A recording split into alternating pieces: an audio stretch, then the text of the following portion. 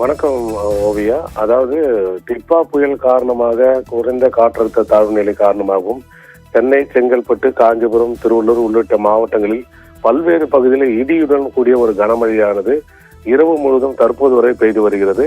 இந்த மழையின் காரணமாக முக்கிய சாலைகளில் வெள்ளம் என மழைநீர் வெள்ளம் என பெருக்கெடுத்து ஓடுகிறது. இதனைத் தொடர்ந்து பெருங்குளத்தூர் நெடுங்குன்றம் சாலையில் 2 அடிக்கு மேல் சாலையில் மழைநீர் தேங்கி நிற்பதால் அவ்வழியே செல்லும் வாகன ஓட்டிகள் கடும் அவதி அடைந்து வருகின்றனர். முக்கியமாக சில இருசக்கர வாகனங்களும் மழைநீரில் பழுதாகி பாதியிலே நின்றதால் வாகன ஓட்டிகள் அவதி அடைந்து வருகின்றனர். மேலும் ஒரு சில வாகன ஓட்டிகள் பாதியிலே திரும்பி செல்கின்றனர். குறிப்பாக ஓவியா, இந்த தாம்பரம் மற்றும் அதன் சுற்று வட்டார பகுதிகளில் மழைநீர் செல்வதற்கு ஒரு சரியான கால்வாய் அமைக்காதலே இந்த தண்ணீர் விரைவாக செல்ல வழி இல்லை. முக்கிய சாலைகள் தேங்கி நிற்கிறது. மேலும் ஓவியா, இந்த வரதராஜபுரம் பகுதியில் பேரிடர் மீட்பு குழுவினர் நேற்று இரவே தங்கியுள்ளனர்.